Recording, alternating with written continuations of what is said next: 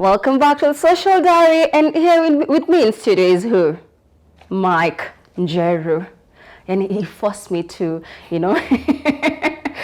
reintroduce him. The only thing I'm just saying, I'm not saying is like award winning, because he is an award winning, but it's okay. I'm not going to push it. Now, have you ever had a political, aspiration but don't know how to fund them? Well, you're not alone. In this case, American Senator Kamala Harris suspended her campaign on Tuesday, citing a lack of financial resources. She says, "I am not a billionaire." She penned in a note to staffers, "I can't fund my own campaign." That is what Harris also, recently attributed her lack of traction to identity, explaining that many aren't ready for her given her race and gender. She is right and wrong about both sentiments. While she is not a billionaire, neither are the leading Democrats, candidates. She's not the only one. So none of whom are funding their own campaigns. She sits comfortably at a combined actually over $6 million net worth with her partner. Then now compare that to Bernie Sanders, which is like $2 million. Johnny Biden has $9 million, and Elizabeth Warren has $12 million. That is US dollars. And yes, it is true that some, perhaps many Americans do not want a woman to be the president, especially a biracial one. Yet an additional truth lies in Harris' omission. So many people are ready and excited for a woman of color to be president of the United States, just not Kamala Harris. As expected, the interwebs were surprised with the news. Do you support this?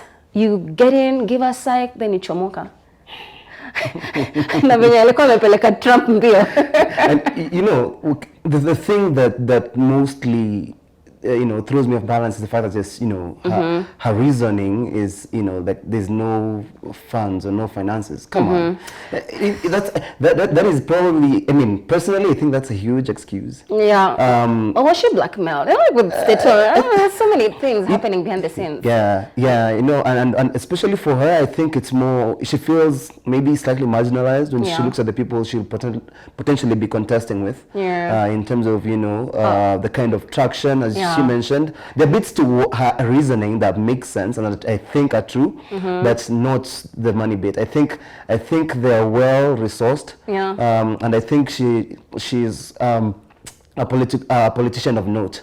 So definitely she knows how best to lure or try to get people to fund her, and to back her cause. So yeah, I do understand where she's coming from, but at the same time I think she was giving us a politically correct reasoning for why she's pulling out. I think maybe even like our Bloomberg gave her a little bit of a scare, but those are my sentiments and opinion. I don't know what's happening. Maybe it's true, maybe it's not. So we have at Freedom, our right blog, who says #Kamala Harris was supposed to get black votes, but black people don't like prosecutors. The unwritten line in their job description: lock up black people. By, oh, ouch. Then we have an official MLK3 who says, "I was just informed that Kamala Harris is suspending her 2020 presidential campaign. She ran a strong campaign and fought hard to represent all Americans. I wish to thank her for her leadership." #Kamala Harris.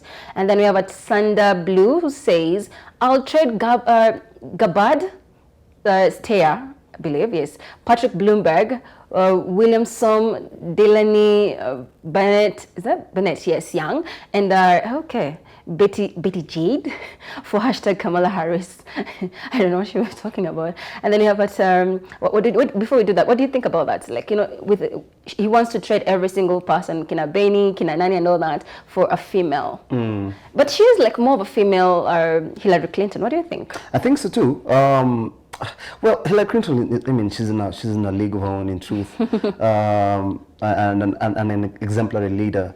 I think for Kamala, it's just more a question of, how is this sustainable in the long term, and seeing where America is, it's been in existence, 250 plus years now. Yeah.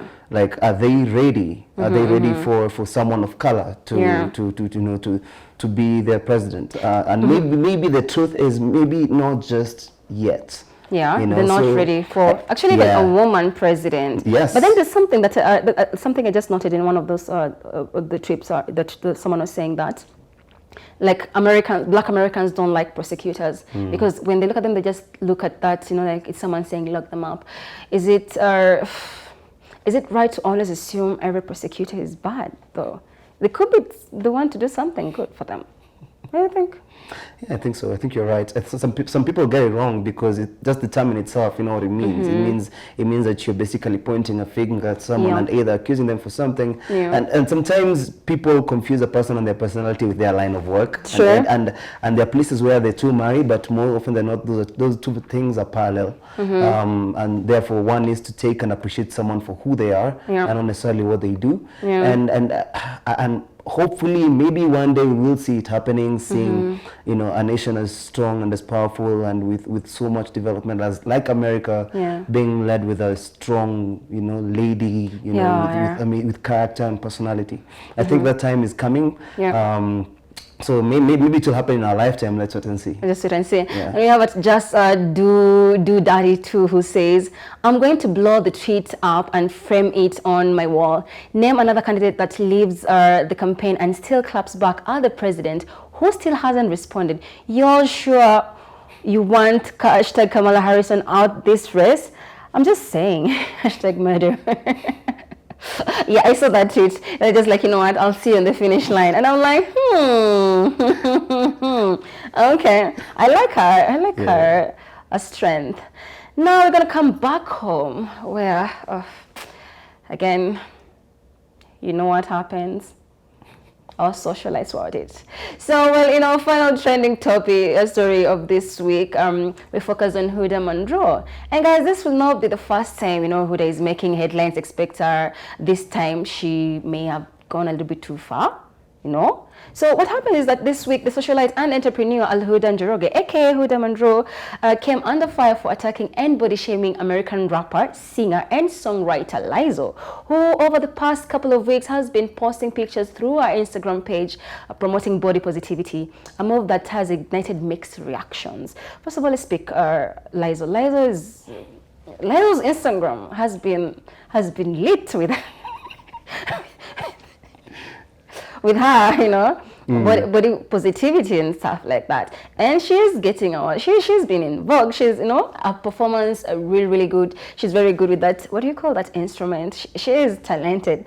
But according to the rapper, one's body shape has nothing to do with what they can or cannot achieve. Hence, her success in a field that people have considered meant for the most perfect people. Which is true.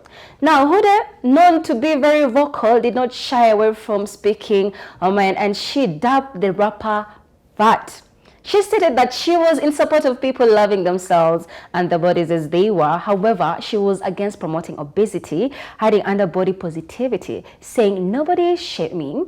I know I post a lot of semi-nudes photos myself, but I don't think we should promote obesity, and say that she is confident. Call a spade and not a big spoon," read the posts. Now, the interviews did not spare her as on the receiving end, and after attacking a female, American rappers, calling her like an entire whole elephant, sparked an entire conversation. What do you think about this?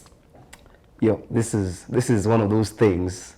Do you agree with Huda, or does she go the plan? Let me tell you, I'd want to put Huda and Lizzo in a room and just grab popcorn, and just watch it. But okay, to be frankly serious though, they both have opinions, and I think that both opinions carry weight, and I'll explain. What I mean is, for Huda, it's true. Obesity is actually unhealthy. You can if you're hiding under that. Yeah. In the name of being confident and being proud of how you look, then you don't really have, that's a wrong kind of messaging. But also on the other side, if you go ahead and start pointing fingers at other people and describing them a particular way, I don't think anyone appreciates that. Yeah. I don't think anyone is all about, hey, I'm pointing a finger at you and I think you're thin, I think you're fat, I think you're tall, short, these things that, these are things that touch on someone's personal confidence, yes, and how they carry themselves. Those things can scar one for life. It's true. And you don't realize it because, this thing. It's sensitive, right? It's super sensitive. And some people are struggling, Yeah. What we're not only because this actually really sparked our huge, uproar, especially from some of the, like famous people. Like we have, especially back here at home, because we have someone like Naomi Nganga, like the fashion designer, who said, "Did I hear someone call her elephant?" God knows why we human beings do not have it all. I reckon it's so we can complement, complete, and appreciate each other. None of us is close to perfect. However, it is very sad when God gives you a sane mind and opportunities to use your brain wisely for the benefit of yourself and others, and you choose to be outly silly and thoughtless. Don't you have a more acceptable and civil way of expressing or sharing your opinions without insulting? You claim to empower youth. Are you now going to filter by size? Okay, ouch. Is this your best shot at solving a solution to a problem you seem to have elephantized? I like that. And they said hashtag woman, every woman is a woman, period. Skinny or fat, all women in their own capacity are magical. They are strong, they have beautiful stories, they have broken boundaries, they have achieved beyond their size. Should these fat women stop buying your products just because they are fat? Health is beyond size. You got the attention you clearly are so desperate to get. I hope you are sleeping better at night. Piece of advice. While promoting your brand, try get yourself some basic knowledge. Invest in humanity and self-aware. Try be more selfless and remember a wise woman is careful with her words. I guess we all know what that makes you. If you know, you know. Damn. What do you think about Naomi Nganga? Oof. First of all, I'm honored to know her in person. I think she's such an amazing human being. Oh, she is very amazing. I follow the work. Yes, and she's very confident, and I'm so proud of who she is. She's an actress, she's a fashion designer as well. She's out there doing the most, and I'm proud of her and her hustle. As a person, she's amazing, and she's beautiful. She's straight to the point. Oh yeah, she's straight to the point. She's gorgeous too.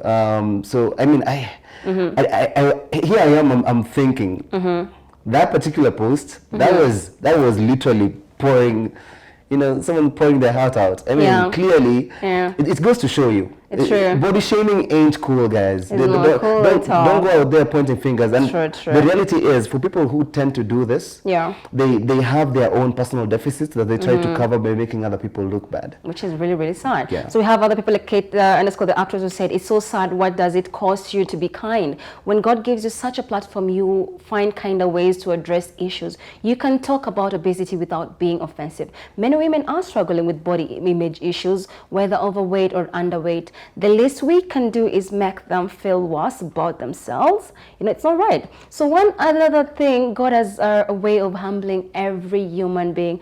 Atuda, I hope you realize how deep that post hurt most women that have fully supported you and your brand. And it's okay, it's not a must they support you, but it doesn't hurt to be kind. People are out here going through bleep. Can't say that word. And then on Twitter we have a woman is underscore slay ke, who says hashtag Huda. Na kwani hii ni udaktari yenyu ya health consciousness inaendanga wapi? When it comes to the drinking culture of this country, all these alcoholics in the city, and you're worried about fat people. Hi, anyways. I don't even say anyways. And what? Moved on swiftly. And then we have at Moring Gishumu. Yes, says, I agree with hashtag Guda. It's not okay to make snide comments about skinny girls, nor about anyone's body. As my friend at Wangui writes, says, beauty is in the eyes of the beholder, which is true, actually. And then we have at underscore Njeru, says, lol. Does Huda know that some people offer because of hormones? No matter what they do, they can never be skinny. Should be really simple. You want to be skinny as a twig, fine. If you want to be a so supposed to be spread as an elephant, fine. Just keep your negativity to yourself. Then we have at Ronald underscore says, Kenya. I saw it, Shibe, so I saw who they're trending. Then I thought, this shawty is pregnant or what? Come on, really? Then you have a Kena Rouge who says, the secret to living long and stress-free life is working out. Slay baby hippos. Continue putting on weight. Diabetes will be knocking on your doors. Say who that grow that. I can't say that. Come on, people. Did something with some senses in it. Unfortunately, Mike, that's all the time that we have for today. Thank you so much. Thank you for having me. It was an absolute honor. Let me tell you, I've had the time of my life. Oh, yeah? And yeah, who knows? I'm looking forward to maybe another date. Unaniingiza tu box up. I Ay, want to lazima introduce you. mdogo. Lazima kieleweke, unajua tu. Lazima. Kama inaweza. Social diary inatutambua. Social Diary tambua. Yeah. So guys, thank you so much for tuning in and watching Social Diary. I've been your host, Lillian Conchita. Remember to follow us on all our digital media platforms at Metropole TV KE. Until next time, it is goodbye.